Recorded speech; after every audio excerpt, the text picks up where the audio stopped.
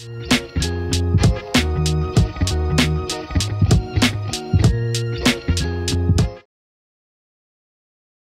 Viewers, నేను doctor Suma, consultant 49 fertility centre Vijayawada. So ఈ మధ్య కాలం చాలామందికి వీర్య కణాల పరీక్ష చేసినప్పుడు జీరో స్పర్మ్ కౌంట్ రావడం అనేది గమనిస్తూ ఉన్నాం. సో ఈ జీరో స్పర్మ్ కౌంట్ ఉన్నప్పుడు మందులు వాడి మనకి ఆ స్పర్మ్ కౌంట్ ఇంప్రూవ్ అవ్వడానికి అవకాశం ఉందా లేదా?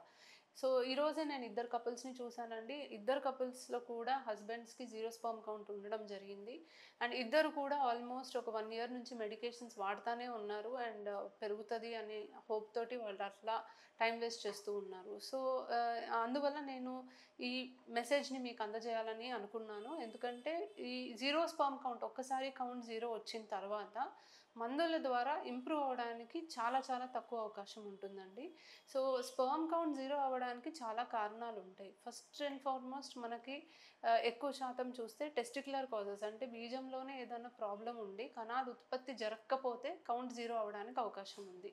సో జెనెటిక్ ప్రాబ్లమ్స్ అయి ఉండొచ్చు, లేకపోతే క్రానిక్ ప్రాబ్లమ్స్, ఏదైనా ఇన్ఫెక్షన్ ప్రీవియస్గా ఉండి, లేకపోతే సో బీజం కిందకి జారకుండా ఉండడం వల్ల అది కడుపు దగ్గర ఉండిపోయి దానివల్ల హీట్ ఎక్కువైపోయి మనకి స్పర్మ్ ప్రొడక్షన్ పైన ఎఫెక్ట్ పడవచ్చు. లేకపోతే చిన్నప్పుడు ఒక్కొక్కసారి టెస్టిస్ అనేది టార్షన్ అనేది చూస్తాం, అంటే ట్విస్ట్ అయిపోతుంది. సో దానివల్ల దానికి బ్లడ్ సప్లై అనేది లేక బీజంలో ప్రాబ్లం రావచ్చు. రెండో కారణం వచ్చేసి అబ్స్ట్రక్టివ్ కాజెస్, అంటే మనకి కణాలు ఉత్పత్తి జరుగుతుంది కానీ బయటికి రావడానికి ఏదో ఒక అబ్స్ట్రక్షన్ అనేది ఉంటుంది. సో స్పర్మ్స్ అనేవి టెస్టికల్లో ప్రొడ్యూస్ అయినా బయటికి రావడానికి ఒక ట్యూబ్ అనేది ఉంటుంది. సో ఈ ట్యూబ్లో ఎక్కడ అబ్స్ట్రక్షన్ ఉన్నాయి, ఇన్ఫెక్షన్ వల్ల అవ్వచ్చు, లేకపోతే ఇంతకుముందు సర్జరీ వల్ల అవ్వచ్చు, అది బ్లాక్ అవ్వడం జరిగితే మాత్రం స్పర్మ్స్ మనకి ప్రొడ్యూస్ అయినా కూడా బయటికి రావడం అనేది ప్రాబ్లం అవుతుంది. సో ఇంకా last and least common cause ఒకటి చూసుకుంటే, మెదడు నుంచి కొన్ని హార్మోన్స్ అనేది కరెక్ట్గా విడుదల అవ్వకపోతే బీజంకి స్పర్మ్ ప్రొడక్షన్ చేయాలి అన్న సిగ్నల్ అందక మనకి స్పర్మ్ ప్రొడక్షన్ అనేది జరగదు. సో ఈ మూడిట్లో చూస్తే లీస్ట్ కామన్ కాజ్ మనకి బ్రెయిన్ నుంచి కొన్ని హార్మోన్స్ అనేవి కరెక్ట్గా రాకపోవడం. సో బీజంలో ఏదైనా ప్రాబ్లం ఉన్నా లేదా మనకి అబ్స్ట్రక్షన్ ఉన్నా కూడా మనం ఎటువంటి మెడిసిన్స్ ద్వారా కూడా దీన్ని మార్చడానికి అవకాశం లేదు. కేవలం హైపోగొనాడోట్రోపిక్ హైపోగొనాడిజం, అంటే మనకి మెదడు నుంచి కొన్ని హార్మోన్స్ ఏదైతే రిలీజ్ అవ్వాలో అది కరెక్ట్గా రిలీజ్ అవ్వకపోతే మనకి స్పర్మ్ ప్రొడక్షన్ అనేది జరగకపోవడం అనేది ఎక్కడైతే ఉంటుందో అప్పుడు మాత్రమే మెడిసిన్స్ అనేవి పనిచేస్తాయి. సో దీన్ని మనం ఎలా గుర్తించాలి? సో మనము జీరో కౌంట్ అనేది ఒక్కసారి వస్తే ఫస్ట్ ఆఫ్ ఆల్ సింగిల్ శాంపుల్కి మనం జీరో కౌంట్ అని రిపోర్ట్ ఇవ్వము. సో చాలాసార్లు స్ట్రెస్ ఉంటుంది, శాంపుల్ పూర్తిగా కలెక్ట్ చేయరు, కొంచెమే శాంపుల్ ఇస్తూ ఉంటారు. సో ఇట్లాంటి వేరియస్ రీజన్స్ అనేవి మనకు కనిపిస్తూ ఉంటాయి.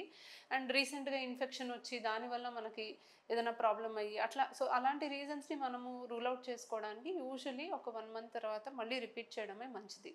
రెండోసారి కూడా జీరో కౌంట్ వచ్చింది అంటే డెఫినెట్లీ అప్పుడు మనం ఇవాల్యుయేట్ చేయాల్సిన అవసరం ఉంది.